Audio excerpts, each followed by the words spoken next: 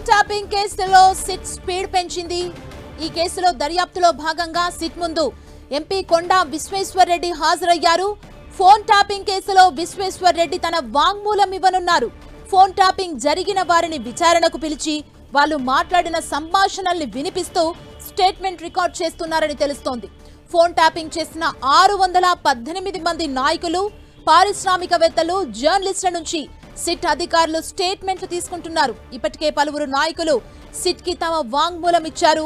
మరికొందరు నుంచి తీసుకునేందుకు సిద్ధమవుతున్నారు.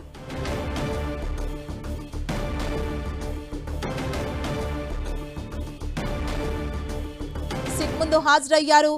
కొండా విశ్వేశ్వర్ రెడ్డి సాక్షిగా వాంగ్మూలాన్ని ఇవ్వనున్నారు. సిట్ విచారణకు సంబంధించి మరింత సమాచారం మా ప్రతినిధి సునీల్ మనకు అందిస్తారు. సునీల్,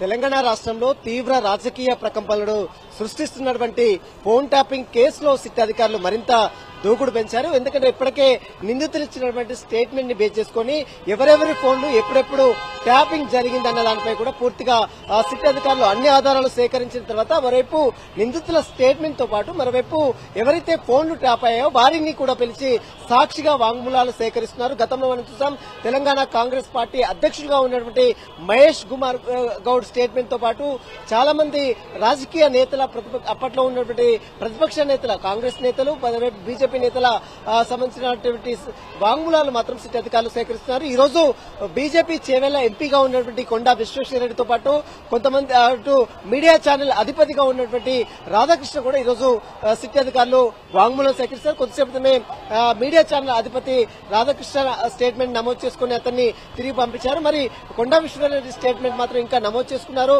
అయితే ఎప్పుడెప్పుడు ఫోన్ ట్యాప్ చేశారు, ఎలక్షన్ సమయంలో రాజకీయ నేతల ఫోన్లు ఏ విధంగా ట్యాప్ చేశారు, మీకు ఎక్కడ సమాచారం వచ్చింది, మీకు ఎలాంటి అనుమానాలు వచ్చాయి, వీటన్నిటికి సంబంధించిన విషయంలో పూర్తిగా వాటిని నిర్వృత్తి చేయేందుకు వారి యొక్క స్టేట్మెంట్ కూడా నమోదు చేసుకున్నారు. ఇది ఎందుకంటే రేపంతా కోర్టులో ఇదంతా ప్రొసీడింగ్స్ లో భాగంగా వారి యొక్క విట్నెస్ ఐ విట్నెస్ ల స్టేట్మెంట్ ఖచ్చితంగా కోర్టు పరిగణలోకి తీసుకుంటుంది. కాబట్టి వారి స్టేట్మెంట్ కూడా సిట్ అధికారులు నమోదు చేసుకున్న పరిస్థితి కనబడుతుంది. ప్రస్తుతం అయితే ఈ రోజు గతంలో మనం చూసాం, BJP MP Etela Rajender statement కూడా నమోదు చేసుకున్నారు.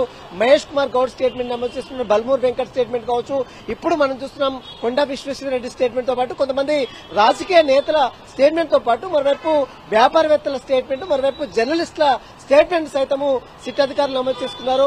మొత్తం అన్ని రంగాలకు సంబంధించినటువంటి నేతల ఫోన్లు ట్యాప్ చేసి అప్పట్లో ఉన్నటువంటి రాష్ట్ర ప్రభుత్వము, అప్పట్లో ఉన్నటువంటి అధికారులు, ప్రభాకర్ రావు టీం మొత్తం కూడా పూర్తిగా ఫోన్ ట్యాప్ చేసి అనేక అక్రమాలకు కూడా తావు తీశారనేటువంటి ప్రధాన ఆరోపణలు. కాబట్టి ఇందులో భాగంగానే నిందితులు ఇచ్చిన స్టేట్మెంట్ తో పాటు మరోవైపు వారి కాల్ డేటాలో ఉన్నటువంటి సిడిఆర్ ఫైల్స్ కావచ్చు, వారి ఫోన్ ట్యాప్ చేసినటువంటి డీటెయిల్స్ అన్ని కూడా సిట్ అధికారులు స్వాధీనం చేసుకుని వారి ఒక్కొక్కరిని కూడా పిలిచి వారి యొక్క స్టేట్మెంట్ కూడా నమోదు చేసుకున్నారు. ఇందులో భాగంగానే మహేష్ కుమార్ గౌడ్, ఈటెల రాజేందర్, ఈ రోజు మనం చూడొచ్చు కొండా విశ్వేశ్వర రెడ్డి, మరోవైపు మీడియా ఛానల్ అధిపతికి సంబంధించినటువంటి రాధాకృష్ణరావు ఇదంతా స్టేట్మెంట్ కూడా నమోదు చేసుకున్నారు. కాబట్టి మరి కొంతమంది స్టేట్మెంట్ కూడా నమోదు చేసుకునే అవకాశంలో బండి సంజయ్, కేంద్ర మంత్రిగా ఉన్నటువంటి బండి సంజయ్ స్టేట్మెంట్ కూడా సిట్ అధికారులు నమోదు చేసుకునే అవకాశం ఉంది.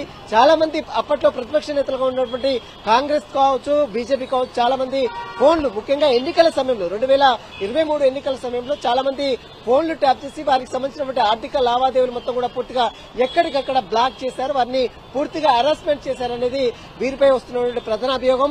మరోవైపు ఏదైతే 2023లో ఎలక్షన్ రిజల్ట్ వచ్చిన తర్వాత మొత్తం ఎస్ఐబిలో ఉన్నటువంటి ఆర్టిస్టుల ధ్వంసం కావచ్చు, మరోవైపు వీరికి సంబంధించి నిందితులు ఇచ్చిన స్టేట్మెంట్ కావచ్చు, ప్రణీత్ రావు, అదేవిధంగా తిరుపతన్న, రాధాకృష్ణరావు, భుజంగరావు ఇచ్చిన స్టేట్మెంట్ బేస్ చేసుకుని ప్రభాకర్ రావును కూడా సుదీర్ఘంగా ఇప్పటికీ 6 సార్లు అతన్ని విచారించి ఆయన స్టేట్మెంట్ నమోదు చేస్తున్నారు. మరొకసారి కూడా ప్రభాకర్ ని విచారించి ఆయన కన్ఫెషనల్ స్టేట్మెంట్ కూడా మరొకసారి సిట్ అధికారులు నమోదు చేసుకునే అవకాశం. ప్రస్తుతం అయితే అటు నిందితుల స్టేట్మెంట్ తో పాటు మరోవైపు సాక్షులుగా ఎవరైతే ఫోన్ ట్యాప్ చేశారో వారిని కూడా పిలిచి సాక్షులుగా వారి వాంగ్మూలం కూడా సిట్ అధికారులు నమోదు చేసుకున్న పరిస్థితి కాబట్టి ఇందులో భాగంగానే ఈ రోజు కొండా విశ్వేశ్వర రెడ్డి వచ్చారు. మరోవైపు మీడియా ఛానల్ అధిపతి రాధాకృష్ణ గౌడ్ వచ్చి వారి స్టేట్మెంట్ కూడా సిట్ అధికారులు నమోదు చేసుకున్నారు. సుమా, థ్యాంక్ యూ సునీల్.